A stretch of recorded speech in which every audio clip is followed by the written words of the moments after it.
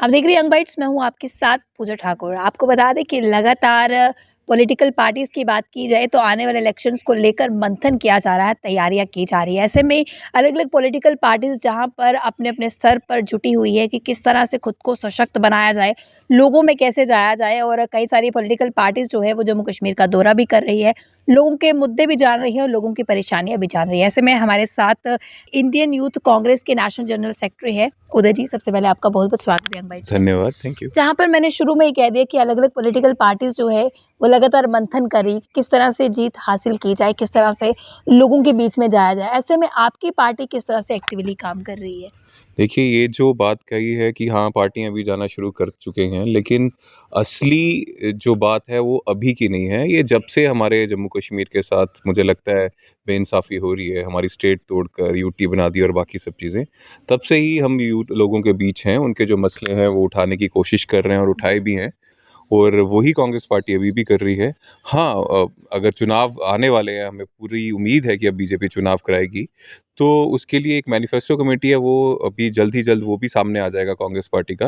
लेकिन यहाँ तक लोगों के बीच की बात है, तो वो कांग्रेस पार्टी काफ़ी सालों से ऑपोज़िशन का रोल जो है सबसे अच्छी जम्मू कश्मीर में कर रही है और लोगों के बीच है, और जो मुद्दे हैं वो प्रोटेस्ट और प्रोग्राम्स करके वो उठा भी रहे हैं। यूथ के साथ आप हमेशा जुड़े रहते हैं, यूथ के मुद्दों को जो उठाते हैं, आपकी पार्टी जो है बाकी लोगों के मुद्दे भी उठाती है, लेकिन आपका खास तौर से यूथ के साथ रहता है। आपका कई बार प्रोटेस्ट भी जो रहता है, यूथ को जो भी मसले रहते हैं उनके जी। उनको लेकर जो उजागर आप करते हैं, उनके मसले हल भी किए जाते हैं।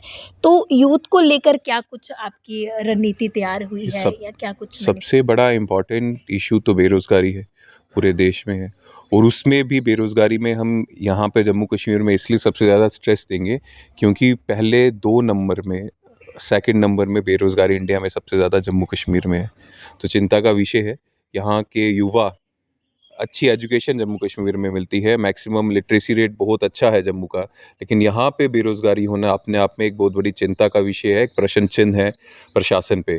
तो पहला मुद्दा युवाओं के लिए बेरोज़गारी है।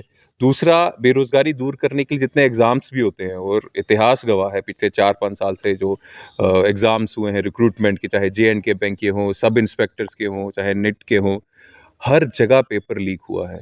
तो जब जो है, वैसे तो एग्ज़ाम्स नहीं होते, और जब एग्ज़ाम होते हैं तो पेपर लीक हो जाते हैं। हम इसमें बार-बार पहले भी प्रोटेस्ट किए थे कि वो युवा जो मध्यम वर्ग से है या गरीब परिवार से है, जिसके पास मैं साफ शब्दों में कहूँगा काला धन नहीं है बैकडोर एंट्री करने के लिए, वो दिन रात मेहनत करता है, और बाद में जब पेपर लीक हो जाता है, किसी कारणों में एडमिनिस्ट्रेशन से पेपर लीक होता है, पैसे देकर पेपर लीक हो जाता है, तो वो गरीब परिवारों के, मिडिल क्लास फैमिलीज़ के बच्चे जो दिन रात मेहनत करते हैं जम्मू कश्मीर में, वो कहाँ जाएँगे? उनके लिए खड़े होने की ज़रूरत है, और यही मेन मुद्दे रहेंगे और रहे हैं। जी, तो लगातार मुद्दों को आप उठाते हैं। अभी इलेक्शन का कुछ भी क्लियर नहीं है, सिर्फ़ सुनने में आया है राइट। कि हो सकता है, लेकिन उस हो सकने को लेकर तैयारियाँ जो है पूरी तरह से की जा रही है। कांग्रेस पार्टी किस तरह से तैयारी कर रही है? देखिए, हम पूरी तरह से तैयारी कर रहे हैं। कोई भी राजनीतिक पार्टी हो, राजनीतिक पार्टी का प्राइमरी जो काम है, कहीं भी प्रशासन हो, सरकार हो, वो लोगों की, अगर हम अपोज़िशन में हैं, तो लोगों की आवाज़ कहीं दबाने की कोशिश की जा रही है, तो उस आवाज़ को बनने का, उनकी ढाल बनने का काम अपोज़िशन को करना चाहिए, जो मैं समझता हूँ जम्मू कश्मीर में कांग्रेस पार्टी ने अच्छा किया। और यहाँ तक असेंबली इलेक्शंस का की बात है, हर जगह हमारे जो एस्पिरेंट्स हैं, जो पोटेंशियल एस्पिरेंट्स हैं, वो काम कर रहे हैं। अगर मैं जम्मू नॉर्थ की बात करूँ, मैं भी एक पोटेंशियल एस्पिरेंट हूँ, तो मैं भी काम कर रहा हूँ डोर टू डोर, पिछले 3 सालों से हर जगह जा रहा हूँ, मीटिंग्स कर रहे हैं। वैसे ही हर जगह ये काम हो रहा है। आगे हाई कमांड का जो भी लीडरशिप जो है, चाहे हमारी स्टेट की हो, सेंटर की हो, जो भी नतीजा देगी, हम सब एक साथ पार्टी के फ़ेवर में काम करेंगे। जी। लेकिन सबसे बड़ा प्रश्न चिन्ह यही है कि जिस तरह से आपने कहा, अभी डेट्स तो नहीं है, ये डेट्स कब आती हैं?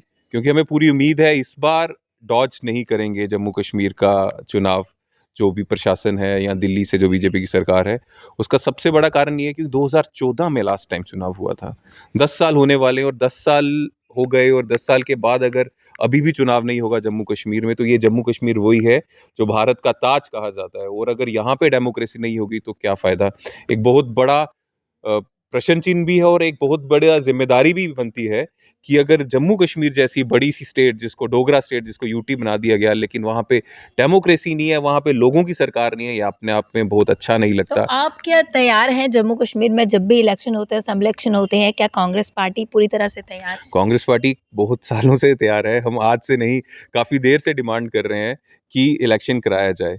2019 में शायद हमारे रूटीन इलेक्शन फिर से होने थे, तो लेकिन हम तब से डिमांड कर रहे हैं इलेक्शन करवाएं, लेकिन नहीं किए जा रहे। कभी एक अनाउंसमेंट होता है कि अब होने वाला है, लेकिन फिर वो पोस्टपोन हो जाता है, फिर होने वाला कि अब होने वाला है, तो नहीं, वो हटा के कहते हैं नहीं लोकल बॉडीज़ का कर देंगे। लेकिन जब भी होते तैयारी आपकी पूरी है। तैयारी पूरी है, और सबसे बड़ी बात कांग्रेस पार्टी की तैयारी है ही, और सबसे बड़ी बात हमारा देश जो है वो लोकतांत्रिक देश है, डेमोक्रेटिक कंट्री है। और अगर लोकतांत्रिक देश में किसी स्टेट में किसी यूटी में, अब यूटी बोलते, मैं तो अभी भी अपने को डोगरा स्टेट मानता हूँ, अगर जम्मू कश्मीर में जैसी बड़ी स्टेट में अगर इलेक्शन ना हो तो ये अपने आप में अपमान है, तो इलेक्शन होना चाहिए। मेन क्या-क्या मुद्दे आपके, खास तौर से आपके मैनिफेस्टो में क्या कुछ चीज़ें रहेंगी बड़ी लंबी Right. डिमांड्स है? क्या देखिए, एक तो युवाओं के मुद्दे मैंने आपको बता दिए, बिल्कुल। बेरोजगारी है, पेपर लीक है, लेकिन जो जनरल पब्लिक के मुद्दे हैं वो हम सब देख रहे हैं। कांग्रेस के टाइम जो सिलेंडर 450 का मिलता था, आज 1000 पार हो चुका है। गरीब कहाँ जाएंगे? हमारे लोकल इश्यूज हैं। जब 1926 में महाराजा हरि सिंह जी ने एक लॉ लाया था डोगरों के लिए और जम्मू कश्मीर के वासियों के लिए कि बाहर के लोग ना यहाँ पे ज़मीन खरीदें और ना ही कोई सरकारी नौकरी कर पाएँ, जिसके ऊपर बहुत बड़ा एक धक्का बीजेपी सरकार ने लगाया है। तो एक हमारी डिमांड है कि यहाँ की नौकरियाँ यहाँ के लोकल युवाओं को ही मिलनी चाहिए, और जो ज़मीनें हैं वो भी बाहर वाले ना लें, जैसे हिमाचल प्रदेश, असम में है और बहुत स्टेट्स में है वैसे। 71 जिस तरह यस, से है। यस। और दूसरी चीज़, सबसे इंपॉर्टेंट चीज़, प्रॉपर्टी टैक्स इम्प्लीमेंट हो चुका है। एक मैं इंटरव्यू में देख रहा था, एक बीजेपी नेता कह रहे थे वो कहाँ इम्प्लीमेंट हुआ है। म्युनिसिपल कॉर्पोरेशन में इनके मेयर के थ्रू ये इम्प्लीमेंट कर चुका है, इन्होंने लागू नहीं किया क्योंकि ये वोटिंग की वेट कर रहे हैं, सोच रहे हैं अगर इनकी सरकार आ जाएगी उसके बाद करेंगे, जो कि होने वाला नहीं है। तो प्रॉपर्टी टैक्स नहीं लगना चाहिए। हमारे बुजुर्गों की ज़मीनें हैं, मेहनत से हमने घर बनाया, और उस पे प्रॉपर्टी टैक्स अगर ये लेना चाहते हैं तो किस लिए लेना चाहते हैं? सबसे बड़ी बात, ये ऐसी कोई फैसिलिटी क्या हमें मिल रही है? अगर चंडीगढ़ में प्रॉपर्टी टैक्स अगर मान लो अगर लगता है, तो वहाँ के जो गवर्नमेंट हॉस्पिटल हैं, पीजीआई है, तो यहाँ के प्राइवेट हॉस्पिटल से भी अच्छे, फोर्टिस जितने भी प्राइवेट हॉस्पिटल्स हैं, उनसे अच्छे डॉक्टर्स, उनसे अच्छा ज़्यादा ट्रीटमेंट सरकारी हॉस्पिटल में होता है। वहाँ की अगर जो गवर्नमेंट स्कूल्स हैं, उनमें एसीज लगे हैं, रूम में लगे हैं, अच्छी एजुकेशन मिलती है। यहाँ पे ऐसा कुछ नहीं है। यहाँ पे बेसिक चीज़ें अगर बात करें, 4-4 हम घर-घर जाते हैं, 4-4 5-5 दिन हो जाते हैं पानी आए हुए। यहाँ पे अगर पानी हमें रोज़ नहीं मिल रहा है, पावर कट्स हो रहे बेसिक हैं, नीड्स की बेसिक नीड्स ही पूरी नहीं हो रही हैं, तो किस बात का प्रॉपर्टी टैक्स? जम्मू को चेंज करके, उसका नाम चेंज करके जम्मू स्मार्ट सिटी रखने से आप हमसे, जम्मू के लोगों से प्रॉपर्टी टैक्स लोगे, तो ये गलत बात है। ये एक बहुत बड़ा मुद्दा है। स्मार्ट मीटर्स बिजली के जब से बनाए हैं, बिजली के रेट महंगे हो चुके हैं, बिजली महंगी हो गई है। जिनका 300-400 किराया इलेक्ट्रिसिटी बिल आता था, वो हज़ारों में अब आ रहा है। और मैं एक पूछना चाहूँगा, इतनी 70% एनर्जी जो है जम्मू कश्मीर की, हम बाहर वाली स्टेट्स को देते हैं, और यहाँ के लोग, जम्मू कश्मीर में इलेक्ट्रिसिटी जनरेट होती है और हमें महंगी बिजली मिले, ये कौन सी नीति है? ये मेरे समझ के बाहर है। तो स्मार्ट मीटर्स हटाकर बिजली सस्ती करने की ज़रूरत है। सितंबर में बीजेपी सरकार जो है ये पानी के वाटर के भी स्मार्ट मीटर्स लगाने वाली है, उसका भी बोझ डालना चाहती है, जिसकी हम खिलाफ हैं। ऐसे तमाम इश्यूज़ हैं जिसके खिलाफ हैं, और जो मुझे लगता है कांग्रेस की सरकार आते ही ये हम लगाएंगे। जैसे कांग्रेस के समय में ओल्ड पेंशन स्कीम मिलती थी, जो बुजुर्ग महिलाएं थी या बुजुर्ग हमारे जो लोग थे, उनको पेंशन स्कीम मिलती थी, उनको 1000, चाहे कम ही है लेकिन 1000 मिलता था, उनसे दवाइयाँ ले सकते थे, कुछ ले सकते थे। बीजेपी सरकार ने उसमें एक स्टैचू लगा दिया कि आपका बीपीएल कार्ड होगा तो मिलेगा। हम ऑफिस में भी गए, बीपीएल कार्ड बन नहीं रहे हैं, और जिन बुजुर्गों को पेंशन मिल रही थी वो अब नहीं मिल रही।